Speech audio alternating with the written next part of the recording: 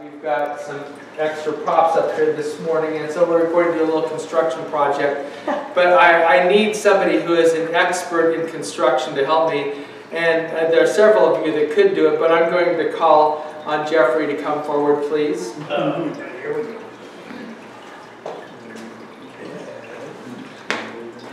Come forward, come on. Yeah, get rid of this. I know, but you'll do fun with this. I don't. All right. It looks like it can. Yeah. It can work for him. So what we have here is a block wall that we are in the process of building, and this is a plumb line. So how does the plumb line work? We drop it down here, right? It's just a weighted thing. We drop it down here, and it tells us that how to line everything up. So let's line these blocks up.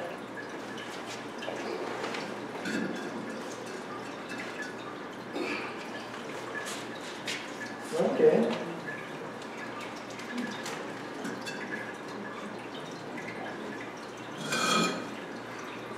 How high are you going to make this wall?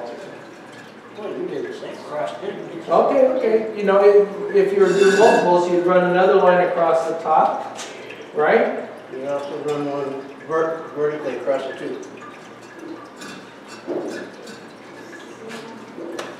Okay, so how did we do here?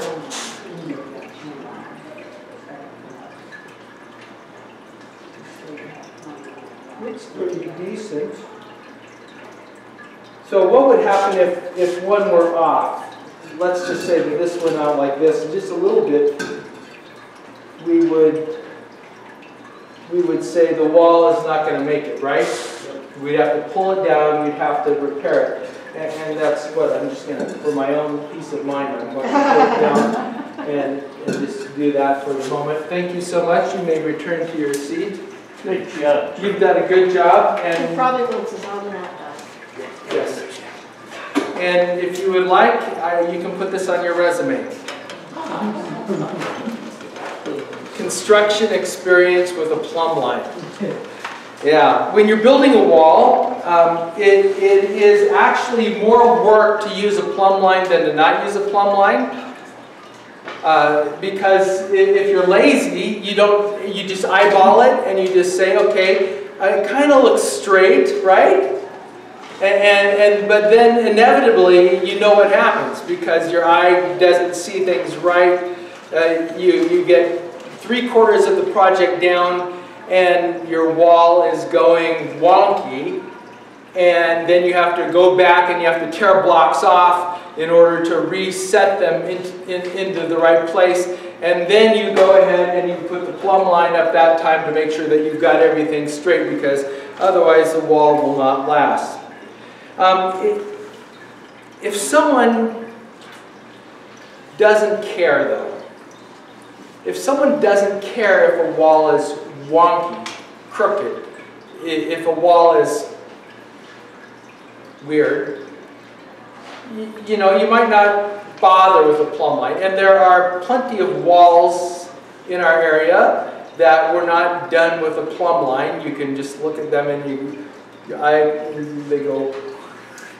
I mean, there's plenty of that goes on in construction. It's not good construction, but it happens. And if someone is not going to appreciate straightness, you start to wonder, why would you bother?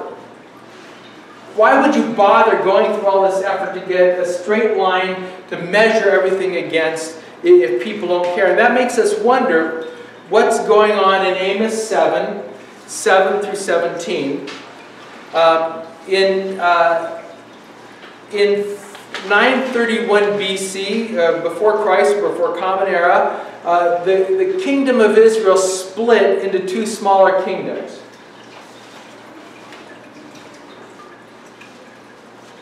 I don't know how much of that you can see. The northern kingdom continued with the name Israel, and the southern kingdom continued with the name Judah. Exactly right. And the southern kingdom, Judah, contained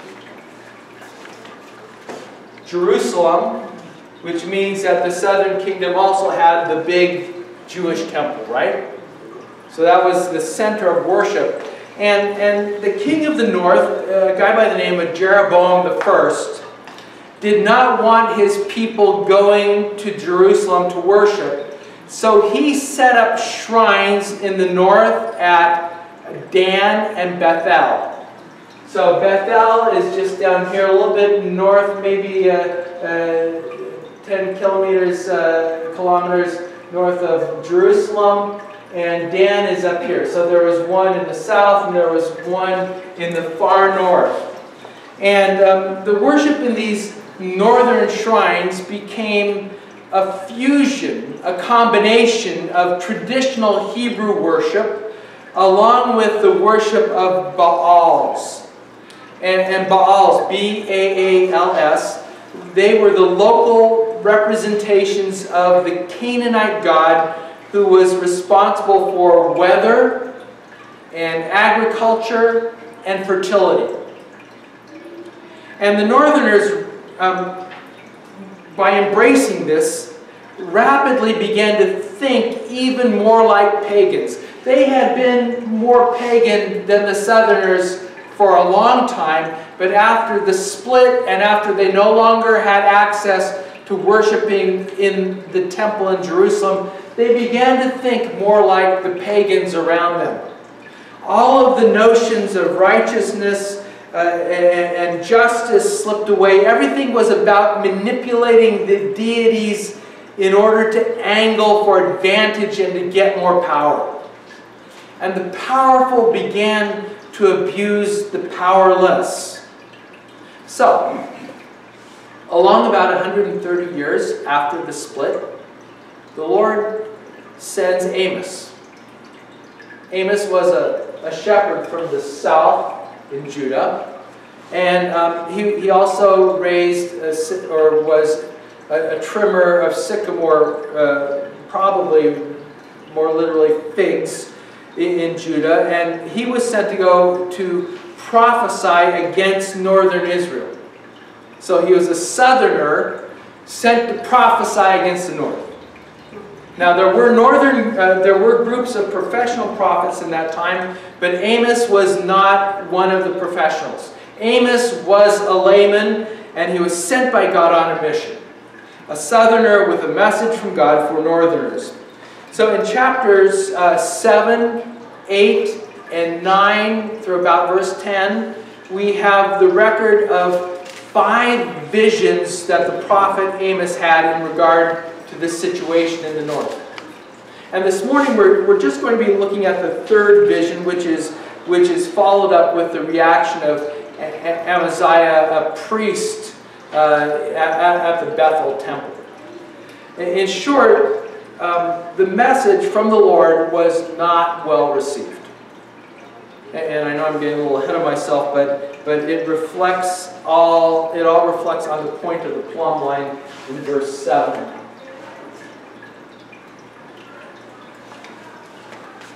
This is what the Lord showed me. The Lord was standing by a wall with a plumb line in his hand, and the Lord said to me, verse 8, "See, I am setting a plumb line in the middle of my people Israel. I will never again forgive them." Verse 9, "The shrines of Isaac will be made desolate, and the holy places of Israel will be laid waste, and I will rise against the house of Jeroboam with the sword." These are very harsh words of judgment. And they need to be heard in the context of the indictments of the previous chapters. For example, chapter 5, verse 24, which is a very familiar to a lot of us. "But let justice roll down like waters, and righteousness like an ever-flowing stream."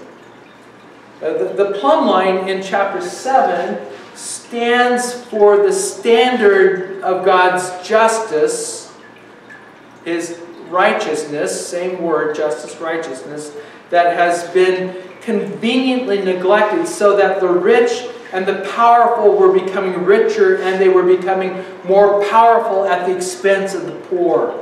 They were gaining power at the expense of the people on the margins. And the Lord is saying, I've dropped the plumb line, and everyone can now see how crooked you are, how wonky your wall is. And then he essentially goes on and he says, and seeing the plumb line down there, we know that it's beyond repair, so I'm going to have to tear down the whole wall. That is the essence of the message here, using the imagery that is in the vision that the Lord gave to the prophet Amos. Now, of course, Israel was not the only nation of reprobates. They were not the only nation that was full of corruption and injustice. But unlike their neighbors, they were in a covenant relationship with the Lord. They had signed on, they had accepted God's offer of all of these blessings. Blessed is the nation whose God is the Lord, the people He chose for His inheritance. Israel was unique, unlike any other nation to this day. They were chosen to be blessed for this unique inheritance. But there was no way to receive the blessings if they were going to build crooked walls. There is a sense in which this is true of all nations and of all individuals, but it is even more so true with Israel. He was not going to prop them up if they were working against Him. As they were to be an example of straightness. They were to be an example of a plumb. They were to be the straight wall so that the world could see what straight looked like. But they would also be an example of His judgment as well. Of course, if they were to repent, even though the Lord said that He was done with forgiving them, He makes His point here, I'm done, I'm not even going to forgive you anymore. If they had repented, if they had turned, if they had gone back to the Lord, He would certainly receive them back. But there is no sign of repentance. To the contrary, verse 10, then Amaziah, the priest of Bethel, reported to Israel's king Jeroboam, and this would be King Jeroboam II, not the first Jeroboam that I mentioned earlier, because 150 years had transpired. So this is Jeroboam II, and he says, Amos has plotted against you within the house of Israel. The land isn't able to cope with everything that he is saying. Amos has said, Jeroboam will die by the sword, and Israel will be forced out of the land. Amaziah said to Amos then, you who see things, go run away to the land of Judah, eat your bread there, and prophesy there, but never again prophesy at Bethel, for it is the king's holy place and his royal house. He was not exactly the most appreciative fellow, is he? He'd heard this, God brought him a word, He gave him a message, but he doesn't exactly respond in a very positive way. Notice, though, Amos's unflinching response. He is not going to be bullied. And in response, he tells his own story of who he is and how God has called him. So if you look at verse 14, Amos answered Amaziah, I am not a prophet, nor am I a prophet's son. That is, I'm not a professional prophet. This is not the family business. I'm not a trained professional. Everyone wants to say, we are trained professionals. But he's saying, no, I'm not a trained professional. This isn't my thing. I'm not out to advance my career in sending you this message. But he said, I'm just a shepherd, a trimmer of sycamore fig trees. But, verse 15, the Lord took me from shepherding the flock, and the Lord said to me, go prophesy to my people Israel. Now then, hear the Lord's word. You say, don't prophesy against Israel, and don't preach against the house of Jacob.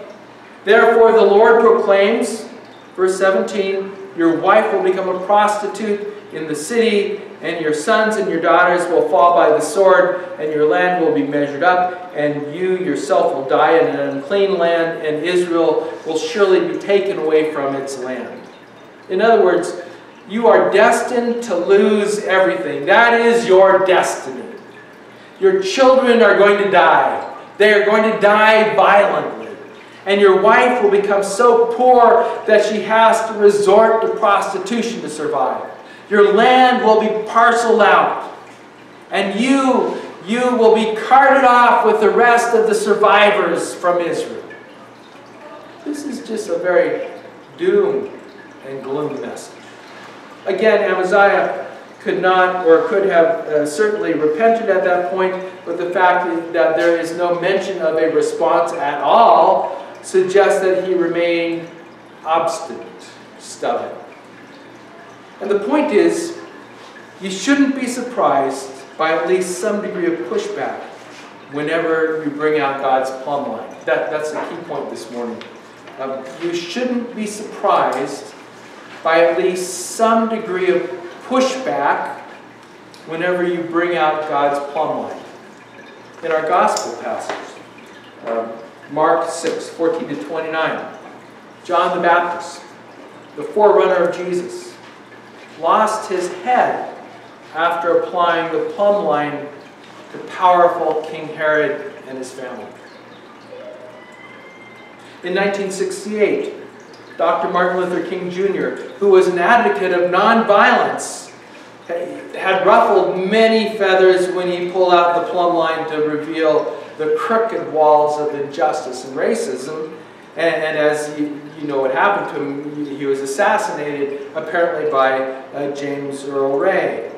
In 1980, Oscar Romero, the Roman Catholic Archbishop in El Salvador, was gunned down during Mass, during the worship service, after he'd been holding up the plumb line. He had continually called the government to account for corruption and for violence and exploitation of the poor. Jesus' life was a living plumb line. And while he spoke out against the establishment, the way that he lived his life was what made him persona non grata. By the way, persona non grata is the English power word of the week, even though it's not an English word. It's actually a Latin phrase, but we use it enough in English to warrant learning it. It would be good to know this if you're working on English vocabulary and grammar. A persona non grata is an unwelcome person. It's someone who is prohibited from being somewhere. There were a couple people that I made persona non grata this week on my Facebook page. They were, both these guys claimed to be big followers of Jesus, but they were spouting off all this racist malarkey, which they don't think is at all racist, and this stuff which I was growing very tired of hearing, and I'm white, and I'm sure my African American friends are worn out by this stuff. They're worn down by it. So for the sake of all of us, I unfriended them. I removed them from my Facebook timeline, and I made them, well, the plural is persona non grata. Persona non grata. Well, the way that Jesus lived his life made him an unwelcome persona non grata, not because he was evil, but because he was too straight. The plumb line straightness of his life revealed the crookedness of everyone around him. It's not just what he said, it's who he was and what he did. I mean, what he said was a part of it, but he revealed the crookedness that was out there. The wonkiness. And that's what plumb lines do. And Jesus was a living plumb line. Of course, it cost Jesus his life as well, but his situation was unique because in his dying, He established once and for all forgiveness for all those who are revealed to be crooked. He is not only the plumb line, but He is also the means of correction, the means of forgiveness, the means of realignment for all who are not meeting the plumb line standard. I was having a conversation the other day with someone who was troubled by how unrealistic it is to love our enemies and to forgive those who harm us and to practice non-retribution. But one of the great things about following Jesus is that I do not have to personally defend those ideas. I don't have to prove that they work. I don't have to prove that they are better than all of the other options, that they are the best way to do things. All I have to do is say WWJD. Or I just need to show them what Jesus said and what Jesus did. Because He is the plumb line. He Himself is the plumb line for how we live and what we do. That is, if we are His followers. If not, someday we'll be accountable for the hypocrisy as revealed by the plumb line. But I am not the plumb line. He is the plumb line. And He will make that which is crooked straight, and He will tear down that which resists being straight or straightened. So even if someone thinks my ideas don't make any sense, if I get pushback for being crazy, which I may be, I don't sweat it. I don't have to. I don't panic. Because Jesus Himself is the living plumb line. And that is the good news. Who would like to add a thought? Ask a question.